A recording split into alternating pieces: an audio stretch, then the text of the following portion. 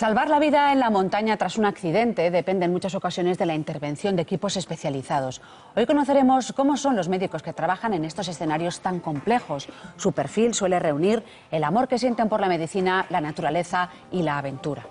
De la medicina de montaña, una medicina muy vinculada a la medicina de emergencias, Marta. Estos días, lamentablemente, estamos viendo muchas imágenes de equipos de rescate y emergencias que están trabajando en los Alpes franceses para recuperar los restos de las 150 víctimas mortales del accidente de avión que volaba entre Barcelona y Düsseldorf. Pues bien, para hablar de la medicina de montaña y de servicios de emergencias y sanitarios en la montaña, contamos con la doctora Irena Katchuk, presidenta de la Sociedad Española de Medicina de Montaña, médico del Servicio de Rescate Aéreo del Gobierno de Cantabria y de la empresa Rapid, que es una empresa médica de urgencias médicas extrahospitalarias. Bienvenida al programa, Irena. Gracias, buenos días. También nos acompaña el doctor Manuel Avellanas, es médico coordinador de la recién inaugurada Unidad Funcional de Congelaciones y Patologías en Montaña del Hospital San Jorge de Huesca. Bienvenido al programa. Hola, buenos días, muchas gracias. Por referencias, empezamos con el accidente de los Alpes. La labor médica se ha ceñido en este caso al ámbito forense, pues no ha habido ningún superviviente, pero la medicina de montaña es algo más extenso, ¿no? ¿Querían comentar alguna cosa? Sí, bueno, la medicina de montaña es mucho más extensa, tiene la parte pura de emergencia. Yo como intensivista pues sé lo que es la emergencia y después tiene la parte de rescate y la parte de expediciones, la medicina de expediciones, ¿no? Pero lo de las Alpes yo creo que ha puesto de manifiesto algo que la gente hoy día ha perdido el concepto, que es que no existe el riesgo cero y no existe la seguridad 100%. Y cuando cambias un tema por seguridad, seguro que estás creando otro problema de inseguridad, que es lo que ha pasado aquí mismo. El riesgo cero no existe, ni la seguridad 100% tampoco existe. Irena. Yo creo que hay que prestar muchísima atención en este caso, en las labores de rescate, a la prevención y seguridad de los mismos rescatadores, porque es importante que durante las labores de rescate no se produzca ningún accidente y no haya más víctimas. Ahora mismo lo que está sucediendo, por supuesto, ¿verdad? Sí. Los accidentes que ocurren en la montaña y en otros espacios naturales pueden resultar más o menos graves, pero a menudo requieren de una atención médica in situ. Posteriormente se traslada al herido al hospital, pero gracias a los equipos de salvamento y a estos sanitarios, que son también grandes aficionados a la montaña, muchas personas han salvado su vida.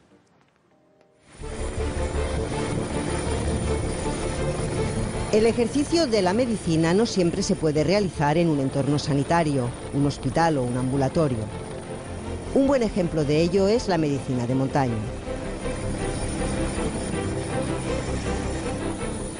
Junto a los equipos de rescate de los cuerpos de seguridad o de los bomberos, participan sanitarios que a menudo tienen que llegar hasta el mismo lugar del accidente. En estas circunstancias ni se lleva bata blanca ni se pisa un firme seguro, obviamente.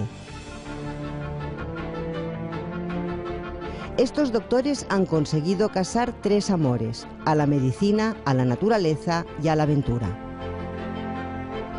Actúan en la montaña, aunque también pueden hacerlo en el mar o en las profundidades de la tierra, así como asistir a expedicionarios para hacer frente a cualquier contratiempo, apendicitis, congelaciones. Y todo ello sin olvidar que en estas circunstancias, tan importante como la pericia médica es tener una buena preparación física para lograr el objetivo primordial: salvar vidas. Estamos viendo intervenciones también en el mar, después hablaremos de ello. Y para continuar, queríamos decir que la doctora Katchuk ha estado recientemente en la base antártica española Rey Juan Carlos I como médica de personal que trabaja allí. ¿Ha ido bien? Sí, ha sido una experiencia inolvidable, muy enriquecedora. Me ha gustado mucho la experiencia y yo he tenido muchísima suerte porque durante la estancia en Antártida no he tenido ningún accidente grave, pero bueno, más que nada me he dedicado a lo que es la prevención de la salud de los trabajadores y participado en esta gran familia en las labores de la base para dar soporte y apoyo a los científicos y sus proyectos científicos. Pero en un principio, pues yo la verdad es que vengo muy contenta y muy satisfecha de la experiencia que he tenido. Al hilo de lo que estábamos viendo, ¿están de acuerdo que los médicos que se dedican a la medicina de montaña son amantes de la montaña, del riesgo y, por supuesto, de practicar la medicina, aunque no sea quizá en las mejores condiciones, señora Avellanas? Bueno, sí, el riesgo existe, sí, y sobre todo hay una cosa fundamental en la medicina de montaña, tanto en expediciones como en los rescates, ¿no? Que es no ser un estorbo para los equipos de rescate. O sea, la persona que se dedica a ir a expediciones y se dedica a hacer rescates tiene que ser una persona absolutamente autónoma y que no entorpezca la labor de los demás, y como también tiene que asegurarse, la base de todo es he dicho antes, es la seguridad, porque si te dañas ya no puedes socorrer a los demás. Pero claro, eso es muy difícil, ¿no? Cuando dice entorpecer, salvar a la persona que está accidentada, es lo primordial, ¿no? Es lo primordial, pero los pasos siempre hay que actuar con protocolos, con recomendaciones y basado en la seguridad, porque es que un accidente, un rescatado de un accidente del médico, pues es que complica todo más y a la persona que vas a asistir la dejas sin asistir. La seguridad es la base de todo, la medicina de montaña, como todo en la vida. ¿Cómo encontrar ese punto medio de querer intervenir, pero tener que respetar ese protocolo y esperar el momento? En un principio, todos los que nos dedicamos a esto, todos los que trabajamos en servicios de rescate medicalizado, los médicos me refiero, tenemos esta afición a la montaña. Llevamos todos este gen de aventura que nos ayuda a buscar el momento de adrenalina y nos gusta, aparte de lo que es nuestro trabajo, fuera del trabajo nos dedicamos, todos somos aficionados a la montaña, alguno escala, otro hace espeleología, otro hace un senderismo o grandes montañas, grandes altitudes, pero bueno, en un principio todos los médicos que trabajamos en esto somos amantes de la montaña y prestamos muchísima atención a los entrenamientos, porque no es solamente que tú tienes que ser autónomo y saber llegar y tener esta condición física y técnica para poder llegar al accidentado y no entorpecer al rescate. Aparte de esto, pues aquí se trabaja mucho en equipo, entonces nosotros prestamos muchísima atención a los entrenamientos, entrenamos 2 veces a la semana con el técnico de rescate, con los pilotos, con el mecánico, con todo lo que es integrantes de la tripulación del helicóptero, hacemos muchos entrenamientos para en el momento cuando tengamos una intervención, pues tener la seguridad y no poder atender a este paciente de la mejor manera posible y sin daños posteriores. Claro. Los accidentes más frecuentes que ocurren en la montaña, por ejemplo, o en otros espacios naturales, ¿cuáles son? Pues como se camina con los pies, lo más frecuentes son los traumatismos en las extremidades inferiores. A partir de ahí se puede complicar todo lo que queramos, desde las caídas de nevero que dan grandes politraumatismos y pequeñas cosas que se pueden complicar a grandes cosas. Por ejemplo, y esto lo hemos vivido todos, que hemos visto este mundo, es que un simple esguince de tobillo que inmoviliza a un montañero o a una persona, según en condiciones meteorológicas, incluso el verano, puede llevar a una hipotermia y puede morir por hipotermia. Cuando dice la gente, es que han ido a buscar un esguince de tobillo, es que no saben lo que están diciendo. Un esguince de tobillo puede llevar a la muerte de una persona por hipotermia. Claro. ¿Y algún otro caso, por ejemplo, además de esguince o ruptura de huesos, la deshidratación, el frío, ¿no? En ese valorar la situación? Sí, las mochilas pesan y siempre se lleva el equipaje justo, ¿no? El peso justo, ¿no? Entonces, cualquier prueba que haya, pues el monte deshidrata mucho, porque sudas y deshidrata. Afortunadamente hay agua en el monte, puedes beber, ¿no? Pero esto sucede mucho cuando ves congelaciones o las expediciones, ¿no? De que todavía se apura mucho más. Cuando hay nieve hay que fundir nieve para buscar agua y toda la patología invernal suele llevar un importante grado de deshidratación.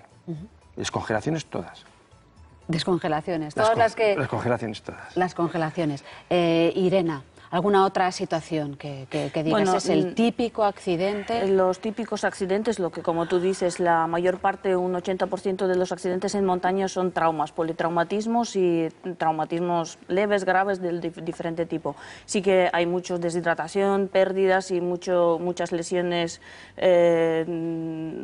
así traumáticas, pero bueno, eso yo creo que es la mayor parte de los accidentes son politraumatizados. Y luego tenemos que prestar muchísima atención atención a lo que es la rapidez de evacuación, por supuesto, porque en este caso, pues lo que dijo Manuel, pues lo que nos pasa es que si retrasamos un poquito el rescate y no prestamos suficiente atención a las constantes vitales, a la situación general del paciente, lo que podremos llevar es que el accidente se agrava con problemas postraumáticos y con el resto de las patologías. Ahora que estaba viendo yo imágenes que están viéndose ahora también de una médico del 061, que en Aragón está el equipo de rescate de montaña integrado del 061, es Irene, que falleció en un entrenamiento hace 2 años. Pues ahí va ese pequeño homenaje, ¿no, Manuel? Sí, estábamos hablando antes de los entrenamientos. Bueno, pues Irene cayó por una grieta, se empotró, tuvo una lesión medular y pues, se hipotermió y murió durante el rescate. La medicina de montaña no está exenta de riesgo, como decíamos, es medicina de emergencia, hay que actuar rápido, pero existe una patología específica de montaña. Nos referimos, además de los traumatismos o politraumatismos, a la hipotermia, al frío. ¿A qué nos referimos exactamente? Bueno, quitado las patologías traumáticas, que siempre están allí, la medicina de montaña está la patología por frío, que son las congelaciones y la hipotermia, y después la patología de la altitud. Altitud, que es el mal de altura, cuyas manifestaciones más importantes, más graves, son el edema cerebral y el edema pulmonar. Claro, y ahí lo que interviene, que es la valoración del experto, ¿cómo se puede determinar esa gravedad, teniendo en cuenta que es una emergencia? En un principio, nosotros al llegar al accidentado, lo que tenemos que valorar sus patologías y su necesidad de evacuación y intentar estabilizarlo primero. Las congelaciones, o sea, lo que es la hipotermia la tratamos en el mismo momento porque llevamos material necesario para poder proteger al paciente, aislarle del frío y empezar a atenderle con medios adecuados para la hipotermia, pero aparte de esto, lo que son las congelaciones no les prestamos tanta atención en el momento de la asistencia ahí en intemperie, en el lugar de accidente, porque en un principio eso no tiene ningún peligro vital. Lo primero que tenemos que prestar atención a las lesiones que potencialmente podrían ser vitales. Entonces, una vez estabilizado el paciente, decidido la forma de evacuación y el sitio donde hay que evacuarlo, es cuando tenemos que tratar las congelaciones y el resto de la patología. Claro, a lo mejor quizá el accidentado sufre más por el hecho de tener mucho frío, pero no será lo primero. No será lo que primero. se intervenga, Primero hay que valorar si sus signos vitales están bien, si tiene alguna hemorragia o una hemorragia potencialmente peligrosa para su vida. Una vez que esté todo ya atendido, pues ya le tapamos con una manta térmica, le ponemos sueros calientes y le trasladamos a un lugar caliente y donde se puede ya. Y luego las congelaciones ya se tratan posteriormente ya en hospital. ¿Cómo se determina, por ejemplo, el grado de congelación cuando cuando se le administra suero caliente, cuando uno, a simple vista, como expertos? Vamos a ver, las congelaciones tienen un gran polimorfismo. Eso quiere decir que cuando tú ves una congelación recién hecha, parece que es menos y puede ser mucho más. Ahora nos basamos por grado de extensión. Es decir, lo que abarca la congelación, si se la punta de un dedo o coge la mano o la punta de los dedos de los pies o coge todo el pie, una vez que se ha hecho el primer baño de recalentamiento y se ha puesto el primer tratamiento de choque. A partir de allí ya se hace una evaluación de las congelaciones y se puede decir si va a haber amputaciones o no va a haber amputaciones. Porque se ve la reacción del cuerpo de la persona. Exactamente. Sí, la congelación no es más que una trombosis de las arterias que están afectadas por el frío, una trombosis que es la misma trombosis que se da en el infarto del miocardio, que se da en el ictus isquémico, es una patología vascular fundamentalmente, provocada por el frío. Claro, y esa reacción, ¿cómo vuelve el cuerpo en sí? ¿Cómo vuelve a la temperatura? ¿Puede ser rápido? ¿Puede ser lo típico que dices, bueno, depende de si resistes mucho el frío o no lo resistes? No, pero bueno, lo que es en casos de congelaciones, volver al recalentamiento rápido tampoco es preciso. Al revés, hay que hacer un recalentamiento poco a poco. Entonces tampoco nos prestamos mucha atención en el primer momento de entrar al calor. Vamos progresivamente calentando, pero sin frotar, sin poner calor, la fuente del calor al lado de la extremidad congelada. Poquito a poco pues se va recalentando y luego ya los tratamientos posteriores se hacen con la medicación y en una unidad de congelados. Sí, y un dato muy importante, que lo sepa mucha gente, que la cadena de frío en los alimentos no se puede romper, porque si tú tienes un alimento congelado, lo descongelas, lo vas a congelar, esa cadena se ha roto y el alimento se pone malo, ¿no? Con las congelaciones pasa lo mismo. Si se ha congelado, tú no puedes descongelar y para que se vuelva a congelar. O sea, solo puedes iniciar el tratamiento cuando estés seguro al 100% de que el peligro de congelación no se va a poder producir. Más vale tener la parte congelada que no descongelarla y que se vuelva a congelar. ¿Y eso por la sangre?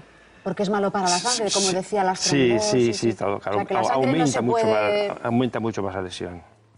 El doctor es conocedor de muchísimas vicisitudes porque en 1995, entre otras, participó en la expedición al K2, una montaña del Himalaya donde fallecieron 3 personas, otras sufrieron congelaciones, otro expedicionario tuvo que ser operado de apendicitis. Cuéntenos, menuda experiencia, ¿no? Bueno, te has quedado corta. Murieron 7 personas. 7. Nosotros éramos 7 y la noticia que llegó a España era que nos habíamos muerto los 7. Pero nuestros eran 3. Lo que pasa es que dentro del grupo de CIMA estaba también Aisha Herbrach, que era una escaladora, que era galesa. Había dos kiwis, 2 neozelandeses y un americano. Y entonces murieron los 7 bajando de la cima y el resto con grandes congelaciones. Lo de la peritonitis es una cosa de que, bueno, pues puede producirse. De hecho, Manel de la Mata, que fue director de escuela de montaña, en Menaski murió por una peritonitis en el K2, por la apendicitis. Yo tengo la suerte, la ventaja que he dicho antes, que soy intensivista. Entonces yo cuando me voy de expedición, me llevo de todo, o sea, de todo. Y cuando digo todo, drogas vasoactivas, todo tipo de tubos. Bueno, y en el caso de la peritonitis, los últimos 3 días, pues le hicimos hasta diálisis con antibióticos para 3 días. 3 días con peritonitis. Sí, porque no se podía evacuar por el mal tiempo. Entonces, bueno, se le puso vía central, se le puso drogas vasoactivas como noradrenalina, se hizo absolutamente de todo. Y durante 3 días hay imágenes, lo estuvimos aguantando como pudimos, incluso con lavados peritoneales, con antibióticos, hasta que se pudo evacuar en condiciones. De hecho, hay una leyenda que de muchísimos años preguntaban por el doctor Baltoro, en Pakistán, en el Valle de Baltoro, que era yo, porque me pusieron los porteadores el apodo del doctor Baltoro, y a toda la expedición, ¿dónde está el doctor Baltoro? ¿Baltoro? ¿Por qué? Baltoro, porque el glaciar de donde está el K2, bueno, el glaciar principal es el glaciar del Baltoro. Fue donde sí, actuó, ¿no? Sí. Donde tuvo que actuar, Donde doctor. tuvo que actuar, sí. Antes hablábamos, ¿no? Uno tiene que estar preparado para todo, pero tampoco se puede llevar de todo. Yo me imagino su mochila.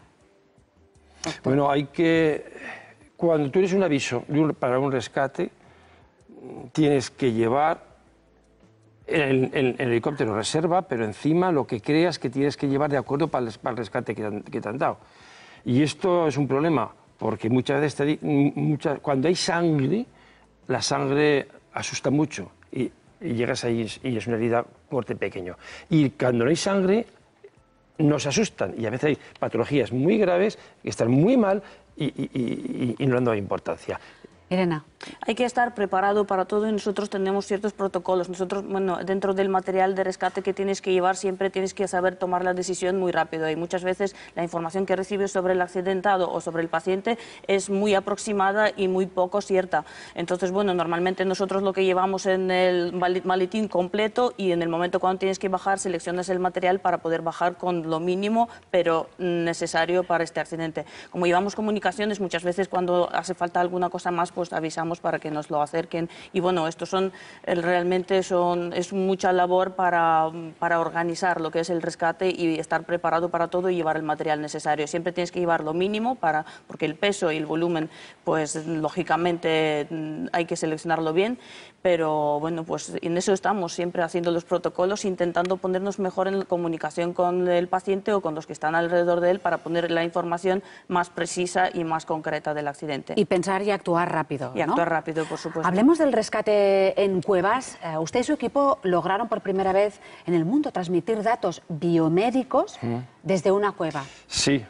El Gobierno de Aragón está muy empeñado en la medicina de montaña. De hecho, integró a los médicos en el 61, ha creado en Huesca la unidad de congelaciones y participamos, el Gobierno de Aragón, a través del Instituto Tecnológico de Aragón y el Salud, con la Universidad de Zaragoza en un proyecto sobre los rescates en cuevas. Los rescates en cuevas son muy problemáticos porque las comunicaciones son muy malas y pueden durar varios días. Acordaros de aquel rescate que hubo hace poco en Sudamérica, que estuvieron varios días y a veces hay que volar parte de esto.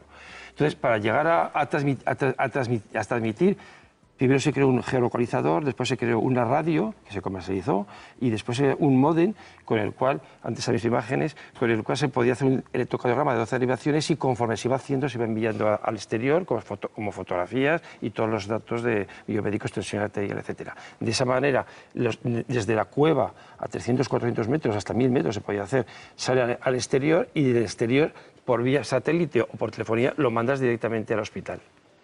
Bueno, en cualquier caso, para terminar, recordar la prudencia en la montaña, la prevención. Ahora que se acerca Semana Santa, muchas personas van a salir a intentar disfrutar del aire libre. Hemos hablado con el doctor Manuel Avellanes y también con Irene Katchuk. Muchísimas gracias por estar hoy aquí con nosotros, aquí en Para Todos Lados. Muchas gracias. Muchas gracias a todos vosotros.